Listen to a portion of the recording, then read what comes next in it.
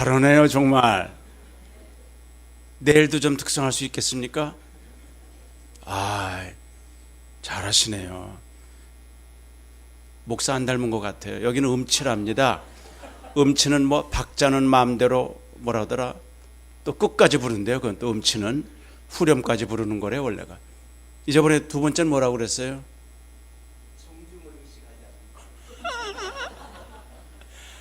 이야, 또 그렇게 깊은 진리가 있는 줄은 몰랐네요. 나의 당한 일이 복음의 진전이, 진보가, 프로그레스가 되게 하라, 그런 내용입니다. 한국에 복음을 처음 가지고 들어온 사람은 화란계 독일인 구출라프라는 칼 구출라프 선교사였습니다. 1932년도 황해도 해변과 금강 입구 등지에서 중국에서 받은 한문 성경을 나눠주고 다녔습니다. 약 2개월 머물고 떠났지만 그가 뿌린 복음의 씨앗은 헛수고가 아니었습니다. 여러분이 혹시 설교 중에 들었겠습니다만 영국인 청년 로버트 토마스가 27세라고 알고 있습니다. 대동강 상류까지 와서 성경을 나누려고 했으나 평양 주민이 항거를 해서 처절한 죽임을 당했습니다. 그를 목을 쳐 죽였어요. 목을 쳤던 사람 이름이 박춘권 씨예요. 해필 박씨인지는 모르겠습니다만 그 박춘권 씨가 선교사를 목을 쳐 죽인 다음에 나중에 회개하고 장로가 되고 그 한국 부흥의 불씨가 됐습니다. 그 다음에 재밌는 것은 어떤 사람이 그 성경책을 받아서 읽지는 않고 종이가 너무 좋아가지고 하나하나 찢어가지고 자기가 운영하는 술집에 도배를 해버렸대요. 그 성경책 종이가 좋습니다. 잘 안 찢어져요. 도배를 했는데 그 한국 역사에 나오는데 술 먹으러 왔다 그거 읽고 구원받은 사람이 있대요. 참 신기한 일이죠. 사실 복음이 들어올 때 우리나라는, 대한민국은 미신과 여러 종교가 섞여 있는 조선 땅이었습니다. 처음 복음을 들고 들어온 사람들 때문에 그들은 어려움을 많이 겪었지만 그것이 한국의 복음의 진보가 됐다는 것입니다. 초대교회 때부터 예수 그리스도의 복음은 결코 평탄하지 않았습니다. 복음이 전해지는 곳에 고난과 환난이 있고 그것 때문에 제자들은 다 순교했습니다. 사도 요한만 빼놓고는 다 순교의 길을 갔습니다. 초대 예루살렘 교회 박해가 와서 사도 외에는 다 흩어졌다고 그랬습니다. 그런데 사도행전 보니까 흩어진 곳마다 가서 복음을 전했다. 제가 어저께 말씀했지만 중국은 내년 2020년까지 모든 해외 선교사를 추방하기로 했답니다. 이미 굉장히 많이 추방당했는데 그래서 제가 마음에 참 부담이 되는데 어떤 분이 그래요. 선교사가 쫓겨나면 동양이나 어디 동남아시아로 다 퍼져갈 거라고. 그럼 복음을 더 많이 전할 거라고. 조금 위로가 되긴 했지만 지금도 그렇게 어렵습니다. 여러분 스데반 사람 알잖아요. 그분은 집사님입니다. 집사인데 성경을 너무너무 잘 알아요. 사도행전 7장에 보면은 아브라함부터 꿰뚫고 해서 성경을 어디까지 와야 되냐면 그 아브라함부터 성경을 말하다가 예수 그리스도의 죽으심과 부활까지 오는 거예요. 그걸 어떻게 그렇게 일목요연하게 설교할 수 있는지. 근데 돌에 맞아 죽었잖아요. 아이 그거 참 쉽게 말하면 개죽음한 것 같다는 느낌이 들었단 말이에요. 기껏 복음을 전했더니 돌에 맞아 죽어요.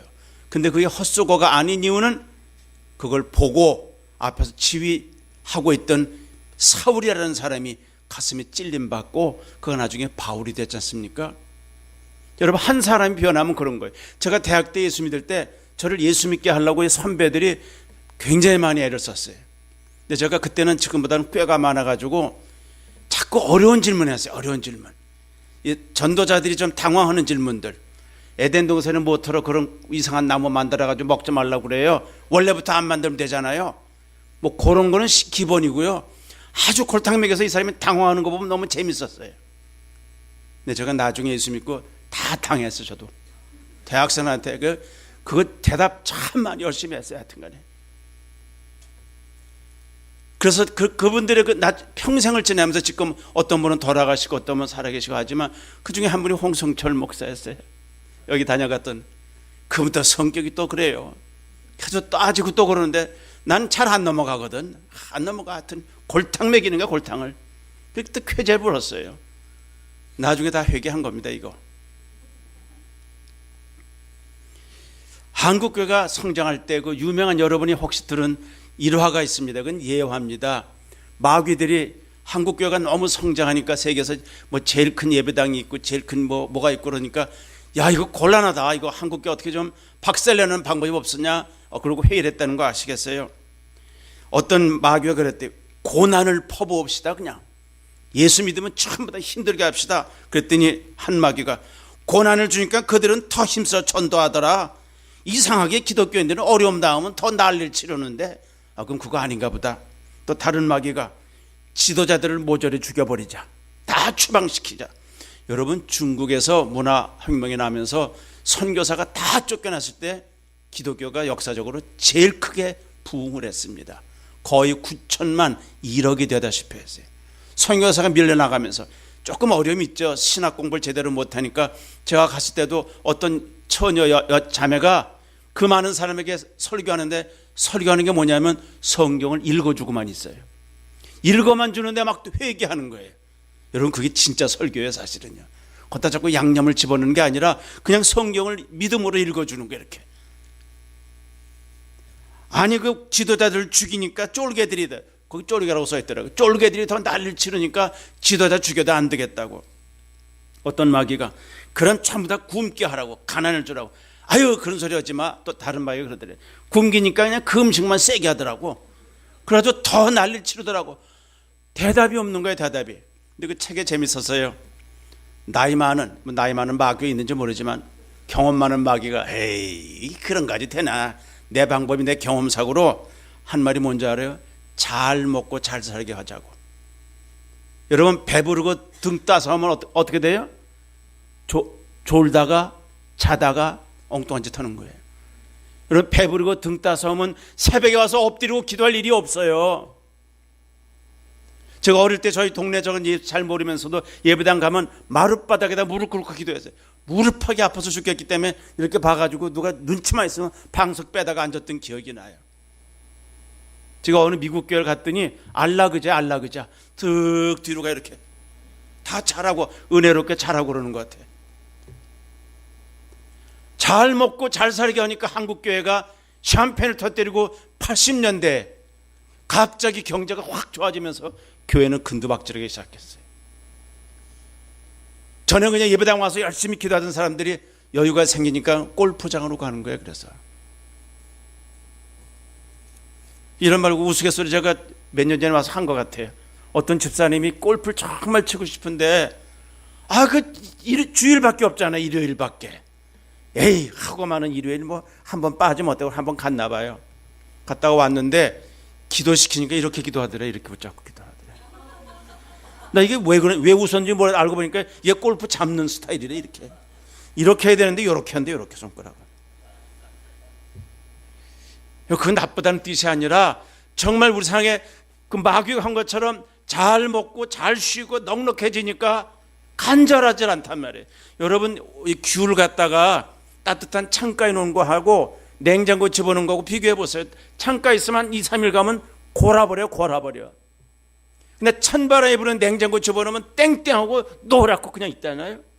우리 성도들이 어떤 날 어느 정도의 고난이 있어야 되는 거라 생각이 들어요. 지금 사도 바울은 복음을 전하다가 로마 감옥에 갇혀 있는 것입니다. 그 고난을 받으면서 감옥에서 편지를 썼다 그랬습니다. 그가 편안하고 안락한 서재에서 쓴 게 아니라 갇혀서 있으면서도 복음의 진보가 되었다고 말해요. 내가 갇힌 것이 복음의 진보가 됐다. 내가 고난받고 매맞은 것이 복음의 진보가 됐다. 좀 들어보세요. 여기 1장 12절 먼저. 형제들은 나이가 당한 일이 도리어 복음의 진보가 진전이 된 줄을, 프로그레스가 된 줄을 너희가 알아야 된다 그랬습니다. 제가 사도행전 16장 읽어볼 테니까 들어보세요. 무리가 일제히 일어나 송산이 상관들이 옷을 찢고 벗기고 매로 치라 하여 많이 친 후에 옥에 가두고 간수에게 부탁하여 든든히 지키라 하니 그가 이러한 영을 받아 저희를 깊은 옥에 가두고 그 발에 착고는 체인이죠. 그 발을 착고에 든든히 채웠더라. 그 당시 아마 그 로마 사람들이 죄수를 잡으면 이 발에다가 발목에 체인을 거는 것 같습니다. 지금도 미국에서는 뉴스 가끔 보면 크리미널들, 형사범들은 다리에다가 쇠줄을 걸고요, 질질 끌고 감옥에 왔다 갔다 하는 걸 뉴스에서 볼 수 있어요. 춥고 더럽고 깜깜한 굴 속에서 손발이 쇠고랑에 매여 조금도 움직이기 어려운 상황인데 그 고통스러운 감옥에서 어떻게 지냈을까? 주여, 내가 왜 여기 있습니까? 내가 뭐 나쁜 짓 했습니까? 복음 전하러 왔는데 왜 날 이런 고통에 집어넣습니까? 라고 안 했다 이 말이에요. 사도행전 16장 25절에 밤중쯤 되어 바울과 실라가 기도하고 하나님을 찬미하며 죄수들이 듣더라. 여러분 이거 상상을 해보세요. 깜깜한 데서 정말 온몸이 아까 말한 대로 옷을 찢고 때리고 온몸이 피투성이 멍투성인데 찬송이 나옵니까? 아마 그때 만약 찬송이 때면 내 영혼이 은총 입어 중한 죄짐 벗고 보니 슬픔 많은 이 세상도 천국으로 화하도다. 혹시 그런 거 부르지 않았을까? 초막이나 궁궐이나 감옥이나 들판이나 하나님 예수님 계시니까 난 그게 천국이라고. 조금 더 겁내지도 않고 포기하지도 않고 그런 처지에서도 기도하고 찬송했다고 그랬어요. 배울 게, 신앙에 배울 게 뭘까요? 좀 잘 되면 깔깔대고 웃다가 조금만 어려우면, 저는 어려서부터 옴살쟁이라고 소문이 났어요. 뭐 조금만 아프면 막 죽어 넘어가는 거예요 그냥. 그럼 저는 또 옴살이야. 어머니가 오고 저는 또 옴살이야. 그래서 제가 매는 덜 맞았어요 아버지한테. 우리 삼형제가 아들이 셋인데 내가 둘째인데요, 야단 맞으면 형부터 야단 맞거든요. 그럼 내 차례가 오면 조금 건들기 전에 벌써 막 넘어가는 거예요. 막 죽는다고 이렇게. 그럼 아버지가 얘가 왜 이래, 얘가 왜 이래. 그럼 안 때리세요. 난 속으로 그만 때리세요.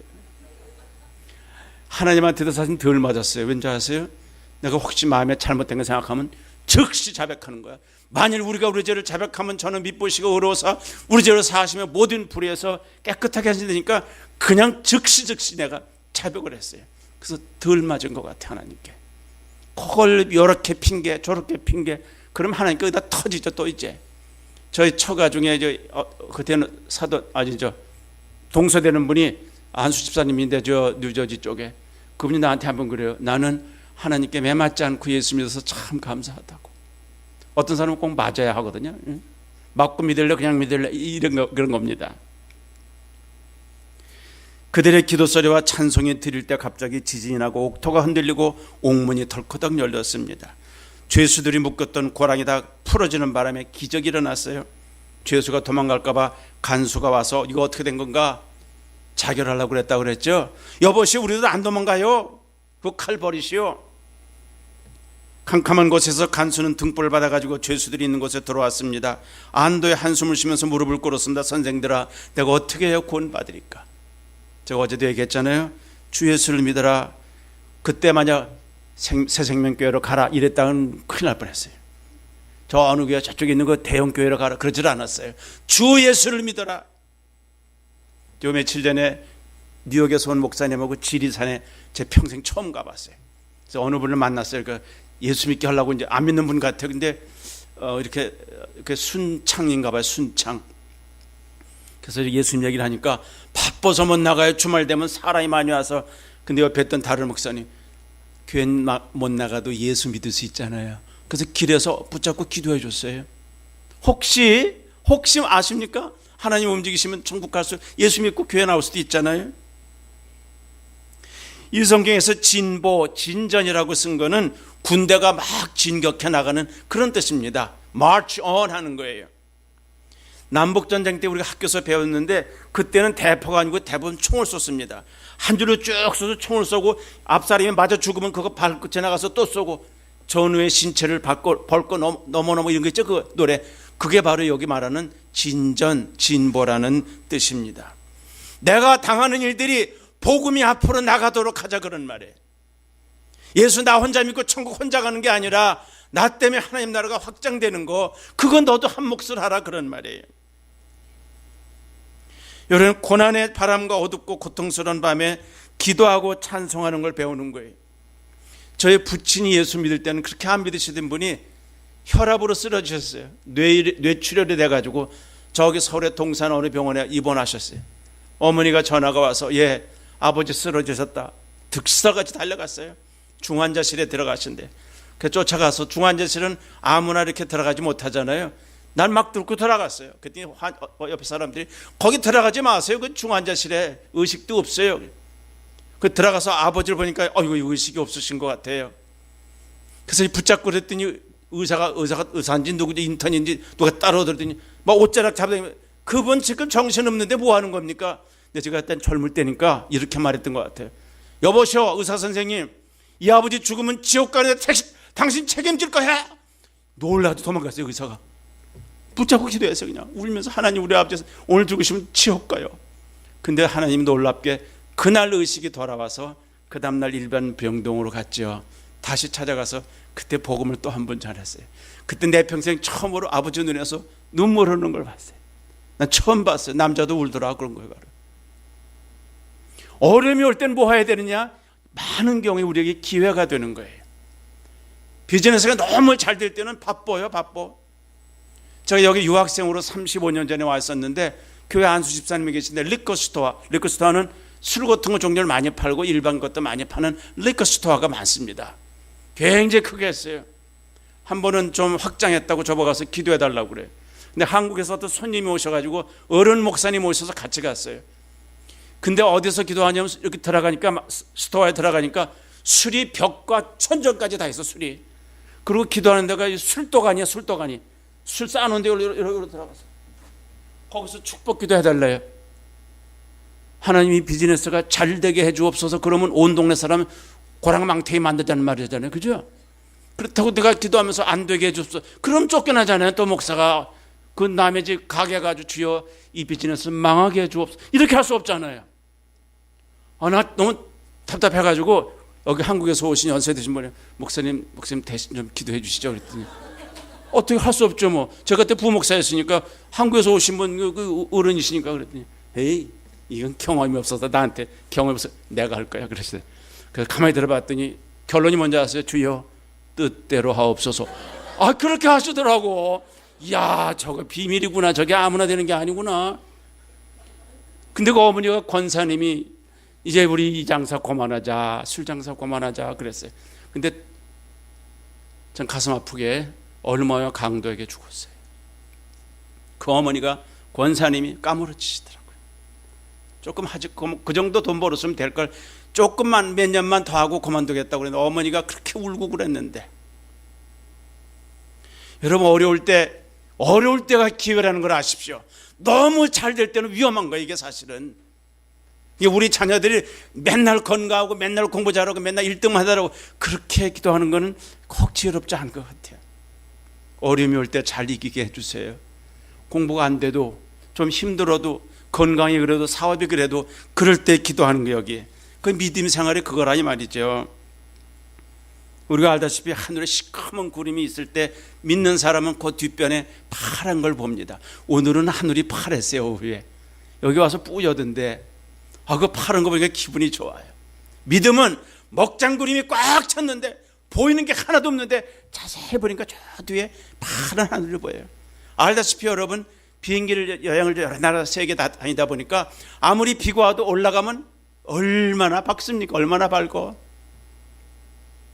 미국의 유명한 제1호 내셔널 파크 국립공원이 옐로우스톤이라는데 옐로우스톤. 와이오밍주에 있거든요. 북쪽으로 캘리포니아 북쪽으로 세계적으로 유명한 데잖아요. 거기 뭐가 있냐면 흰머리 독수리가 있습니다. 흰머리 독수리는 미국의 국조 비슷한 거예요. 굉장히 멀리 높이 떠서 자세히 봐야 독수리가 보입니다. 근데 어느 사냥꾼이 독수리 한 마리를 잡았어요. 근데 그분이 그 쓴 글에서 봤는데 독수리가 땅에 떨어진 다음에 그랬답니다. 너는 원래 높이 날아야 되는데 왜 낮게 날다가 내 손에 죽냐 그랬대요. 무슨 말이냐면 전 그런 글을 읽고서 우리는 높이 날 사람인데 땅바닥을 기어다니다시피 하니까 마저 죽는 거야. 마귀한테. 조금 높이 날아야 된단 말이에요. 우리가 신앙 수준을 높이자 이 말이에요. 아침에 말했죠. 기도의 수준이 신앙의 수준이 될 수 있어요. 조금은 높이 하자 말이에요. 고난이 왔어. 이건 기회다. 이제 하나님 어떻게 하실까? 이런 말 들으셨죠? 앞이 막히고 좌우가 다 막혀 뒤도 막혀서 죽었구나가 아니라 이제 위를 바라보는 거예요. 제가 사는 집이 데드엔드예요. 막다른 골목에 집에 들어가다 보면 거기 끝에 dead end라고 써 있어요. 그리고 우리 집에 그 근처거든요. dead end에서 거기서 가서 몸부림칠 필요 위를 보면 되는 거예요. 위를 보면 그게 하나님 바라보는 거예요. 내가 산을 향하여 눈을 들리라. 나의 도움이 어디서 올까? 천지를 지으신 하나님에게서 온다 그랬어요. 한번 따라해 보십시오. 여호와는 나의 피난처시요 힘이시니 환난 중에 만날 큰 도움이시라. 이게 영어 성경에는 present help 그랬어요. 현실적으로 주시는 도움이라 이 말이에요. 그냥 막연한 게 아니라 Lord is my shelter, refuge인데 He is my present help. 급할 때마다 어려울 때마다 필요할 때마다 현실적으로 도움이 되신다. 그런 말이 시편 46편 1절에 있습니다. 얼마 전 몽골에서 전도하던 유능한 한국인 선교사가 예배당 건축하다가 공사장 지붕에서 떨어져서 사망했습니다. 그건 정말 교회를 섬기다 왔기 때문에 순교입니다. 그의 아버지도 부친도 목사였는데 아들의 죽음을 정말 슬퍼하면서도 그렇게 기도하셨어요. 하나님, 우리 아들이 몽골에 와서 죽었는데 하늘의 미랄이 되게 해주옵소서. 울면서 그렇게 기도했어요. 근데 현실적으로 그 사건 때문에 몽골의 청년들이 많이 예수 믿게 됐다고 그래요. 하늘의 미랄이 땅에 떨어져 죽은 거예요. 정말 그 어려움 때문에 몽골도 전도하기 되게 어려운 곳입니다. 제가 그 국제대학 갔을 때 특강을 했는데 거기는 여러 나라에서 와요. 러시아에서 동남아시아에서 여러 군데서 옵니다. 다 영어로 통하는데 저한테 부탁을 해요. 그 특강하다가 예수님 얘기만 빼놓고 하라고. 여러분, 리더십에 관한 특강을 하는데 예수님 빼놓고 하니까 리더십이 안 되더라고. 나는 예수님이 최고 리더인데, 그죠? 이걸 어떻게 he라고 그러든지 말이야. the man, 이게 안 되더라고. 도대체 어려운 데입니다.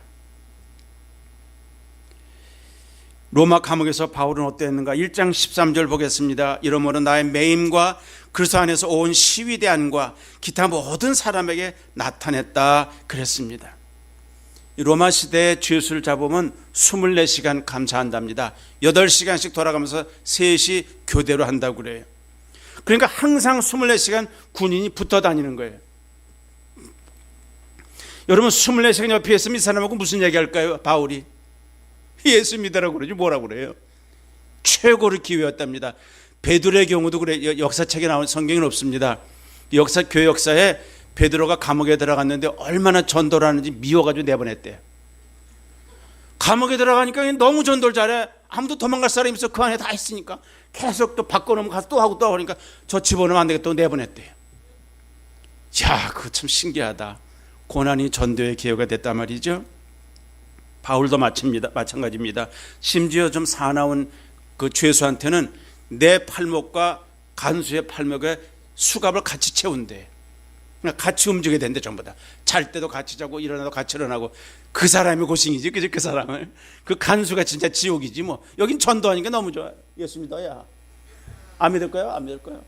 이거 어떻게 도망도 못 가고. 그죠?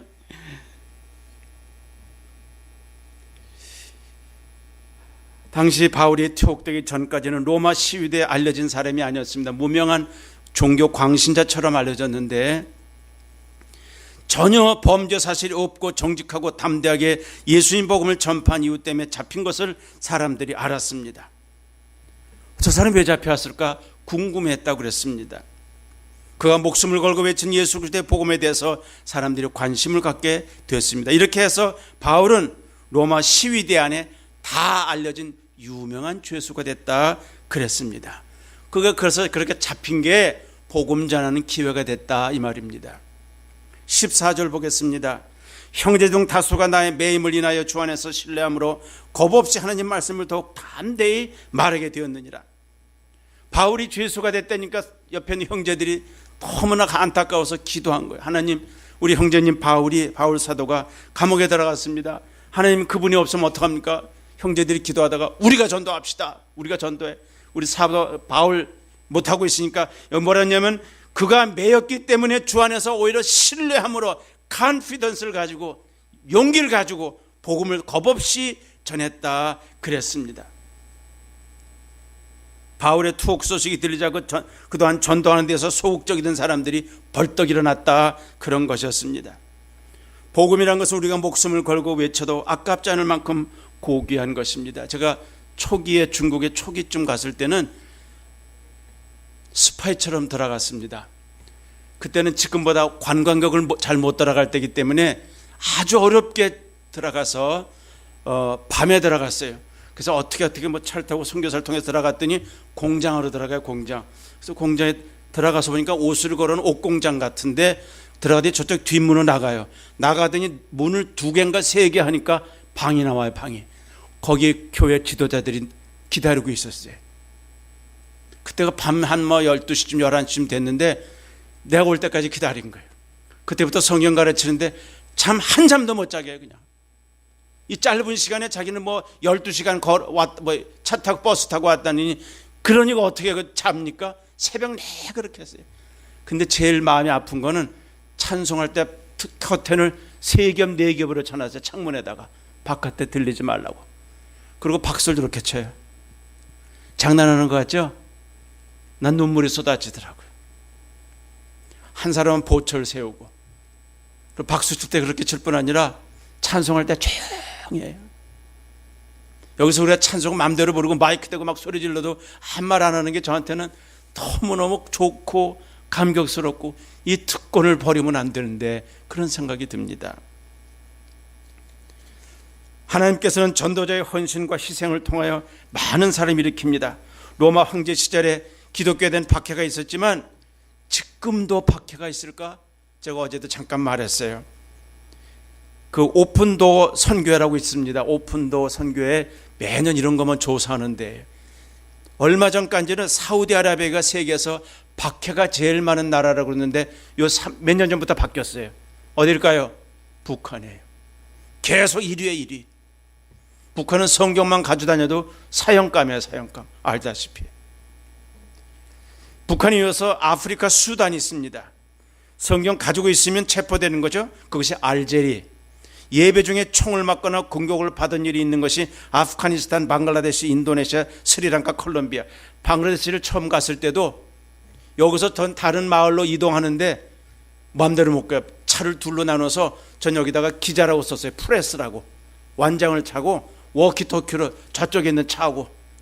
근데 내가 탄 차는 옆에 창문이 다 깨졌어요. 이 이슬람들이 돌을 던져가지고. 그래서 테이프로 발라놨더라고요. 그래서 제가 선교사 훈련생들 데리고 이제 갔는데 차를 타니까 우리 학생들이 선생님, 교수님이 저 창가에 좀 앉으세요. 왜 내가 안 앉아? 살이 많으니까 마저도 덜 아플 거래. 아, 이거 너무 웃기잖아요, 그죠?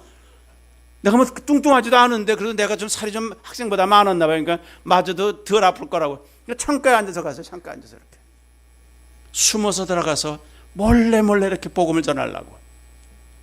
그게 세상에 굉장히 많습니다. 어떤 통계에 보면 지금 세계에서 190개 나라가 선교사를 안 받아줘요. 그래서 직업란에다 써야 돼. 뭐라고? 목사라고 쓰면 100% 못 들어가요, 거기는. 근데 요새 너무너무 좋아요, 저는요. 거기다가 은퇴라고 쓰거든, 내가.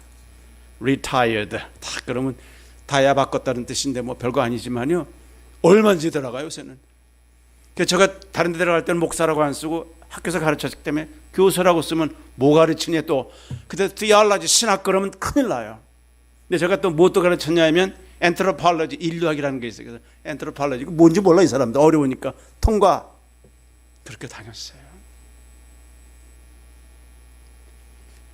기독교 국가라고 알려진 필리핀에서 2명의 기독교 목사가 살해됐고, 파키스탄에서는 이슬람 무장단체 개종을 거절한 선교사의 자녀 2명이 부모 앞에서 살해당하는 걸 봤다고 그랬어요.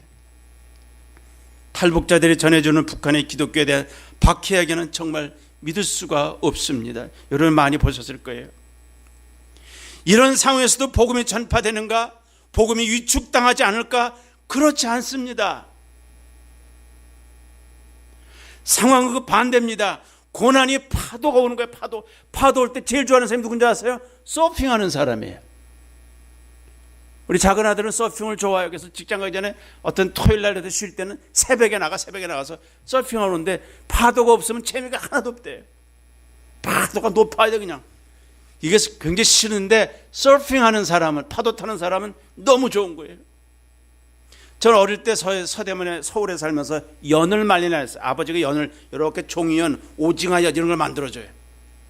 바람이 없는 날은 이거 아무리 뛰어도 안 돼. 그냥 큰데박질만 해 맨날. 근데 바람이 역풍이 불면, 거꾸로 불면 연이 막 한국대로 올라가요. 역풍이 불 때 연이 높이 나는 거예요. 야, 이거 신기하다. 나의 삶에 전 찬바람이 불고 어려움이 올 때 이때 엎드리거든요. 우리가 너무 뻣뻣하면 하나님이 치는 것 같아. 좀 엎드려라 이러면. 그런지도 몰라요. 그게 복음의 진보가 되니까 그렇죠. 한국교회는 순교자의 피 위에 세워졌다는 말이 있습니다. 그만큼 초기에 한국교회 들어온 선교사들은 박해와 반대와 순교를 당했는데 그것이 다 한국교회를 살리는 미랄들이 됐다는 것입니다. 여러분, 주님을 위해서 조금 더 헌신할 마음이 있으십니까? 조금 더 희생할 수 있겠습니까? 지금보다 조금만 더, 시간을 조금 더 드리고, 헌금 드리는 것도 너무 이렇게 인색하게 하지 말고 조금 더 드리고, 섬기는 것도 조금만 더 할 수, 그 한꺼번에 많이 하려면 힘드니까 조금만 더 하고, 조금씩만 해가면 그것이 여러 사람이 같이 하면 하나님 나라 확장이 얼마나 도움이 되는지 몰라요. 제가 처음 개척교회를 시작했습니다. 그 큰 교회에서 그만두고 제가 평생 처음 했어요. 사람들이 많이 밀려요. 근데 어디서 했냐면 대학교, 글랜델이라는 곳에 대학교 강당에서 했습니다. 그 강당은 큰 넓은 강당이니까 거기다 아침마다 주일날 가서 예배 2번 드리고 때 걸상을 다 놔야 돼. 이렇게 걸상 다 놓고 셋업을 다 해야 돼. 예배당을 그 모양을 딱 갖춰야 돼. 뭐 붙이고 그것도 주일 아침 가서 했어요. 예배 시간 전에 미리 가서 여러 사람이 와가지고 막 힘들죠. 나중에 성도들이 그래요. 그때가 제일 재밌었대요. 그러다가 이제 다른 어떤 예배당으로 옮겼거든요. 할 게 없어. 이제 할 게 없어. 늦게 어떻게 예배 5분 전에 오면 돼요. 그때는 1시간 전에 와서 다 하고 막 씻고 그러고 갔다 또 차 마시고 아침 먹고 오고 그랬거든요. 어려울 때가 참 좋은 것 같아요. 여러분 일생의 기억 중에서 웃었던 기억보다는 어려운 기억이 많이 남는 거 아세요? 우리 어른들은 맨날 말씀하는 게 6.25 얘기예요. 6.25 얘기. 그 재밌는 얘기는 별로 기억 안 하고 고생했던 얘기들 참 많이 들었어요. 그래서 내가 꼭 고생한 것 같아. 하도 많이 들어가지고. 응?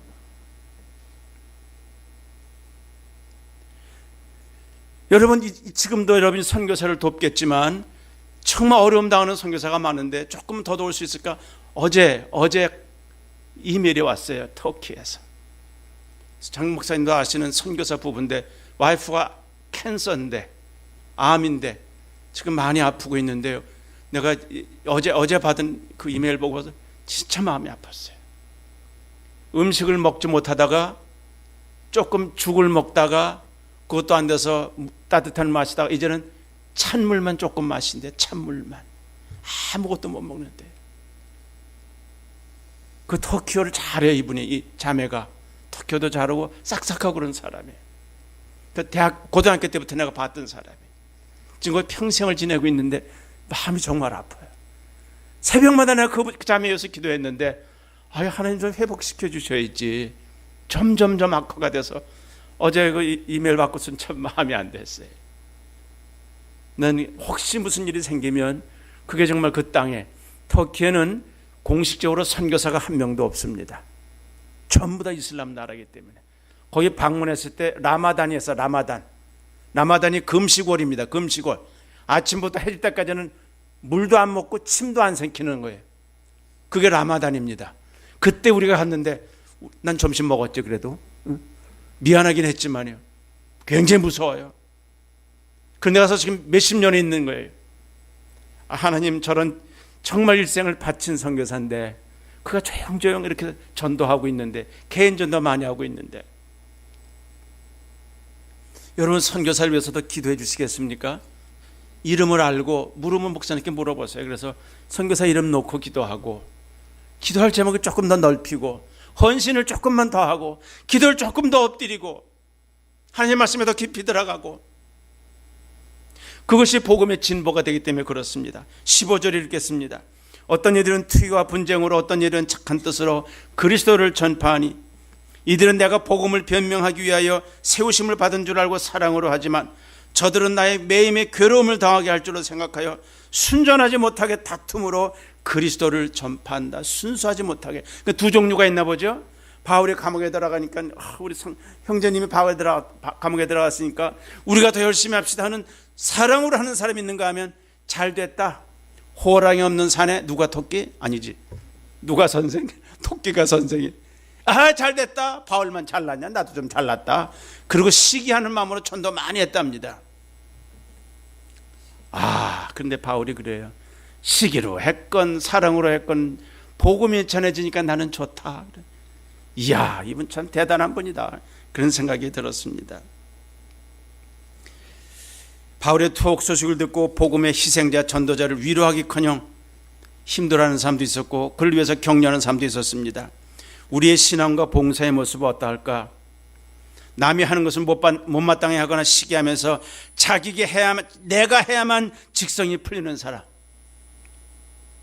여러분, 여기는 좀 경우가 다르겠지만 제가 평생 목회하면서 교회에서 좀 골치 아픈 게 두 그룹이에요.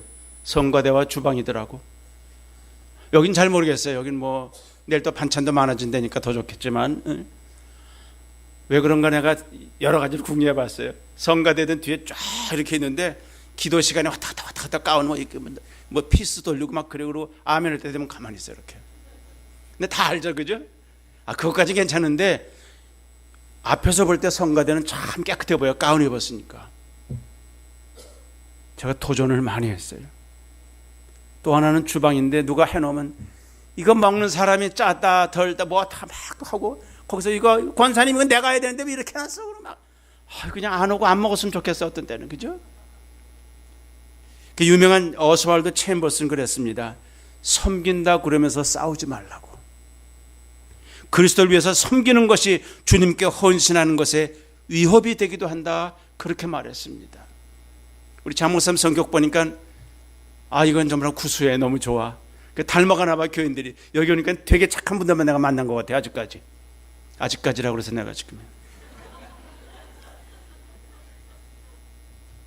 얼마 전 타임 잡지에 The Gospel of Wealth, 부의 복음, 소위 우리말의 형통복음, 예수 믿으면 부자가 된다 이런 걸 말하는 게 Gospel of Wealth인데 일반 타임 잡지에 나왔어요. 기사가.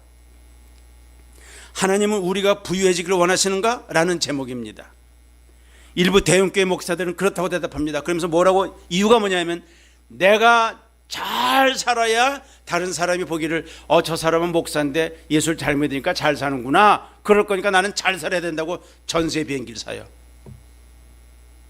여투가 굉장히 큰 걸 여투를 사요. 여투 사가지고 다니면서 예수 믿으면 잘 된다고. 그리고 텔레비전에 헌금을 내라고 하는데 캐시를 가지고 계단 앞에다 막 던져요. 이렇게 던져. 이런 게 유튜브에 다 나와 있어요. 이게 Gospel of Wealth라는 거예요. 참 조심해야 돼요. 성경은 그렇지 않더라고요. 성경하는 위대한 인들, 전도자들, 순교자들 보면은 복음 때문에 고난당했어요. 그 고난이 복음의 진전이 됐지 그가 잘 살았기 때문에, 예수님의 제자가 잘 살았기 때문에가 아니더라 이 말이에요. 수년 전에 에집트에 갔습니다. 에집트 목사님 무슨 세미나 강사로 갔는데 거기는 마가가 복음을 전했다고 그래요.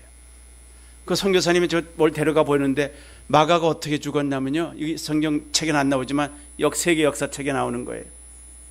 복음을 전한 다음에 이 사람이 잡아가지고 말에다가 몸을 묶어서 길바닥을 끌어다녀가지고 살이 다 터져가지고 뼈다귀만 남았대.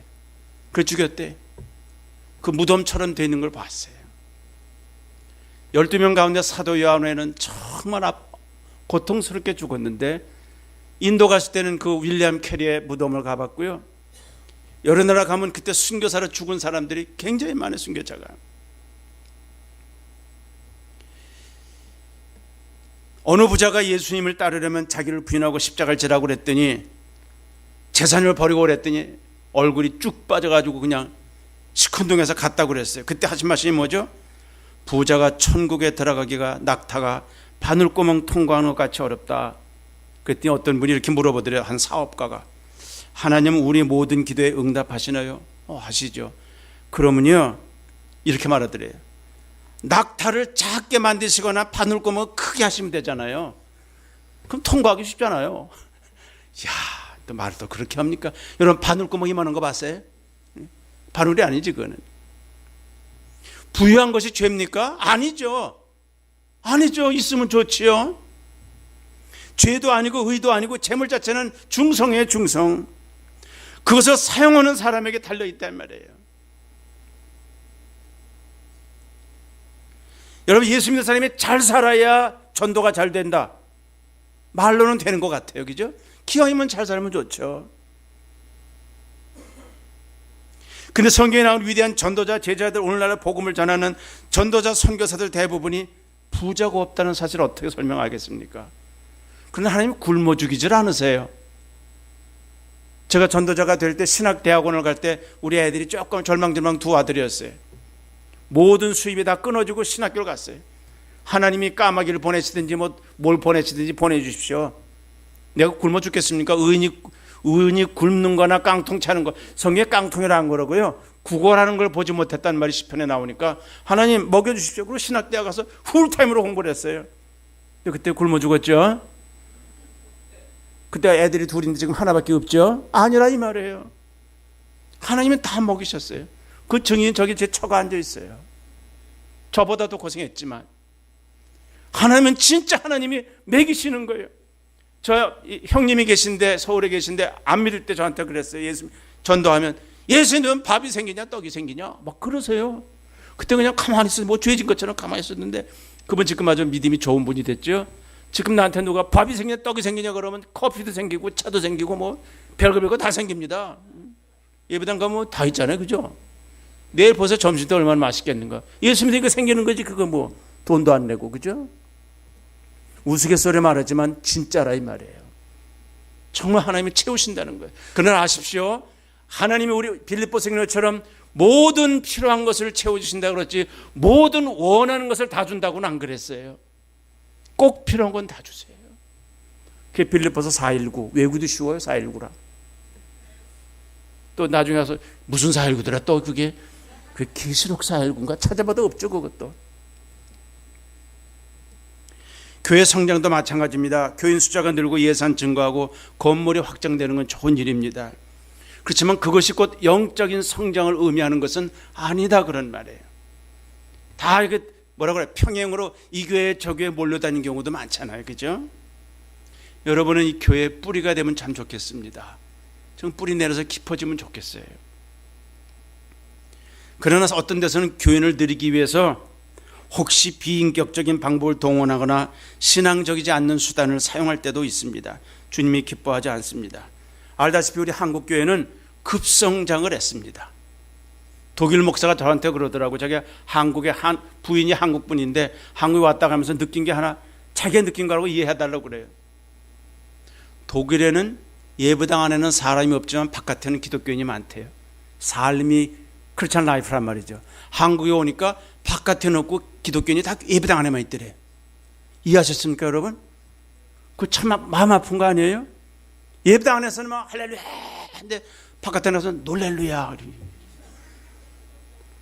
제가 한국의 큰 교회 어느 교회 설교를 제가 2년 동안 설교 목사를 했어요. 교수하면서. 그때 좀 마음이 즐겁지 않지만 아주 좀 부유가 많은 강남내 그런 곳입니다.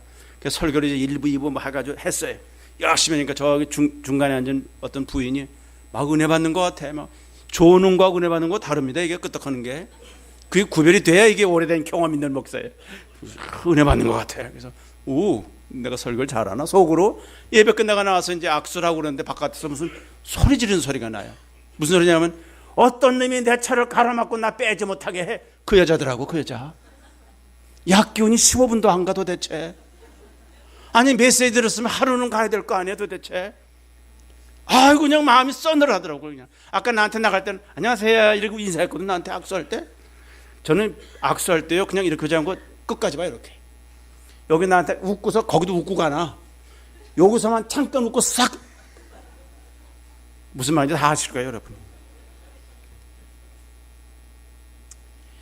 벼락부자나 졸부처럼 한국교회가 급성장을 하니까 뿌리가 약해진 거예요. 그래서 지금 이렇게 무너지는 소리가 계속 들립니다. 대형교회가 늘죠. 다 남의 교회에 데려간 거예요.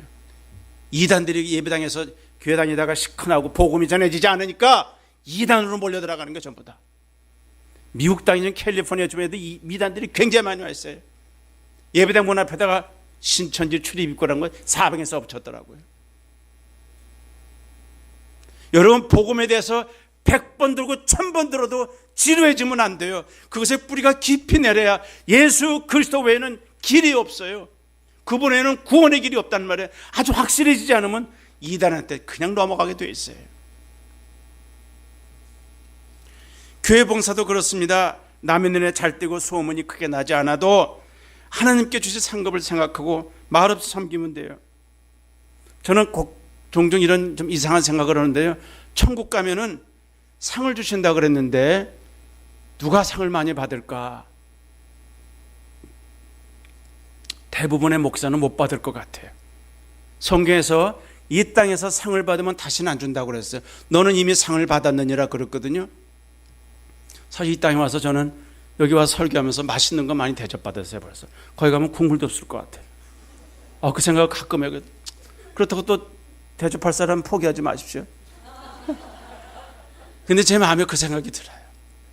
만약 가서 하나님 난 성급이 왜 없어요? 그럼 너는 이미 받아 먹었잖아. 뭐 또 달라고 그러냐? 염치도 없다. 꼭 그러실 것 같은 느낌이 드는데 교회 많은 성도들은 아무 상급도 없이 자기 돈 내고 자기 시간 내고 자기 땀 흘리며 섬겨요.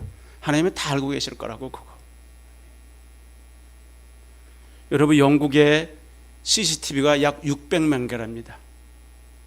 런던에 갔을 때 그 최 선교사 런던에 갔을 때 보여주면서 이 건물에 4군데 다 CCTV가 굉장히 붙었어요. 아주.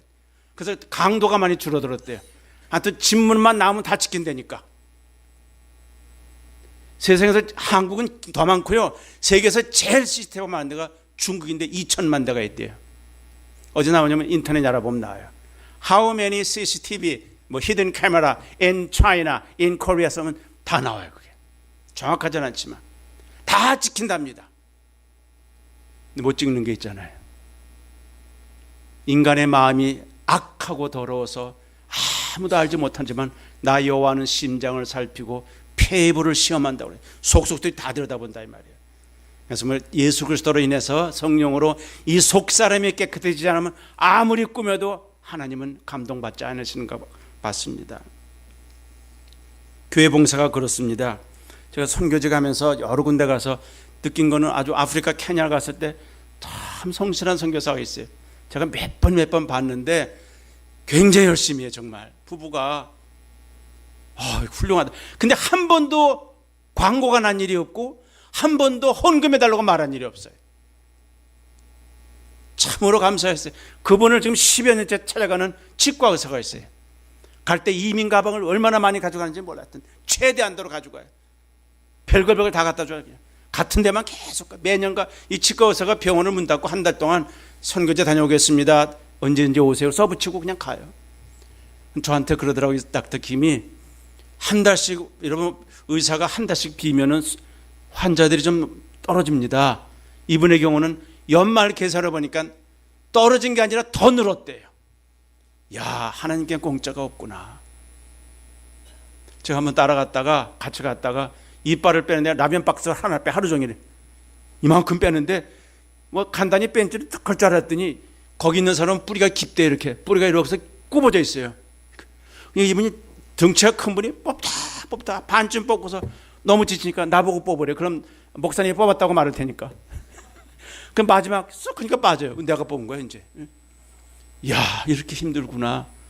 봉사하는 거죠. 가서 이렇게 뽑은 이빨을 갖다 라면 박스에 집어넣는데 수북하게 쌓여요. 여러분, 이 세상에는 우리가 알지 못하는 정말 복음의 확장을 위해서, 하나님 나라 확장을 위해서 말없이 수고하는 분들이 참 많다는 거예요. 하나님만 아시는 분이 많을 겁니다. 마지막 18절. 그러면 무엇이냐? 외모를 하나 참으로 하나 무슨 방도로 하든지 전파되는 것은 그리스도니 이로써 내가 기뻐하고 기뻐한다. 나를 싫어서 하든지 미워서 하고 좋아서 하든지 괜찮다. 복음만 전해지면 하나님이 도와주신다. 그를 시기하고 반대해도 같이 싸우지 않았습니다. 제가 교회 성장학을 배우기도 하고 가르치기도 했는데 한 교회가 막 다투면 짝 갈라져 2개가 돼요. 이것도 막 싸우면 이게 2개가 돼. 막 싸우면 이거 두 개가 돼요. 그러면 한 교회가 네 교회가 되기 때문에 교회 성장에 이게. 미국 교수가 그렇게 말하더라고요. 한국 교회는 이렇게 스플릿으로 성장했다는 거예요. 그래서 아주 좋게 말해서 제가 질문했습니다. 교수님, 피터라는 분이에요. 피터. I have a question. 나 질문이 있는데, 당신은 지금 하나가 갈라지면 둘이 되고 둘이 갈라지고 해서 교회가 늘었다, 많이 했다 그러는데, 그 다음에 생각했거든. 그렇게 하기 때문에 교회에서 상처받고 떠난 사람이 얼마나 많은지 아냐고, 당신. 교수가 사실 그날은 저한테 한 대 맞았어요. 여러 나라에서 온 사람이 다 그런 거 끄떡끄떡한데 나만 손들었거든. 교회가 갈라지고 싸우는 거는 턱이 안 되고 사회에 손가락질밖에 더 되냐고. 아무리 교회가 2개, 3개 늘어서 자기 또 열심히 해서 숫자가 늘어도 턱스럽지 않다고. 그때는 영화가 또 잘 나오더라고. 그냥 또 끝난 다음에 좀 버벅거리죠 또 이제. 어쨌든지 복음을 전하는 건 좋지만 싸우면서 하는 건 안 됩니다. 여러분에게 몇 가지 묻습니다. 왜 우리 애가 공부를 잘하길 바라십니까? 공부 잘해야 좋은 대학 다니고 좋은 대학원 가고 좋은 직장을. 왜 우리 아들이 좋은 직장에 가길 바라십니까? 아니 그래야 또 집도 사고 애들도 잘 키우고 그렇잖아요. 왜 성공하길 기도합니까? 여기서 질문이 하나 있어야 돼요. 공부를 잘해가지고 목표가 나는 박사입니다. 박사가 됐어요. 그럼 어떡할 거예요? 또 하나 박사요. 또 하나 박사, 또 하나 박사 했어. 어떡할 거예요, 그 다음부터? 이게 뭘까요? 이런 건 모두가 수단에 불과해요. 목적이 있어야 돼요. 그게 뭐냐? 하나님의 영광이 드러나도록. 여러분 열심히 뛰어가지고 건강해서 애를 쓴다고 생각해 보세요. 건강했어요. So what? 이런 일화 읽어봤습니까? 어떤 아이가 태어날 때부터 몸에 장애가 많아가지고 일어나질 못했어요. 소셜워커가, 사회사업가가 그걸 만나가지고 유명한 의사하고 연결시켰어요. 오래 고생해가지고 아이를 수술해가지고 앉게 됐습니다. 앉게 되고 일어나게 되고 걷게 됐어요. 고생 많이 했어요. 그래서 거의 정상에 가깝게 됐습니다. 그래서 아이가 퇴원했어요. 몇 년 후에, 얼마 지나지 않아서 그 사회사업가가 의사를 만났습니다. 그 의사가 물어본 거예요. 지난번에 우리 고생하고 수술했던 그 청년 어떻게 됐습니까? 그랬더니 이 소셜워커가 얼굴이 좀 어두워지더래요. 선생님, 의사 선생님, 우리가 그 애로 하여금 걷고 뛰는 건 가르쳤는데 어떻게 사는 걸 가르쳐주지 않아서 지금 마약하고 감옥에 들어가 있어요. 여러분, 그거 장애로 집에 있었으면 마약 안 했을 거예요. 왜 건강하기를 원하는가? 왜 잘 되기를 원하는가? 무엇 때문에 그거 하는가? 하나님의 나라 확장을 위해서 해야 될 거 아니에요? 복음의 진보가 되기 위해서 그렇게 해야 된다 이 말이에요. 여러분도 마찬가지예요. 여러분이 지금 비즈니스를 하거나 직장에서 하거나 목적을 가지고 사셔야 돼요. 그래야 신나는 게 재밌는 거예요. 그리스도의 고난과 죽으심이 우리의 구원의 열쇠가 된 것처럼 우리가 당하는 모든 일이 잘 되든 못 되든 힘들든 안 되든 하나님 나라 복음의 확산이 되는 유익한 것이 되어야 된다고 믿습니다. 오늘 우리 바울은 내가 당한 일이 이건 좋은 일은 아니었어요. 고통스러운 일이지만 복음의 진보가 된다. 여러분이 겪고 있는 모든 것들이 하나님의 나라 확장에 복음의 진전이 되는, 복음을 확산시키는 그런 일이 되길 바랍니다. 그래서 그렇게 기도할 수 있길 바랍니다. 기도하겠습니다.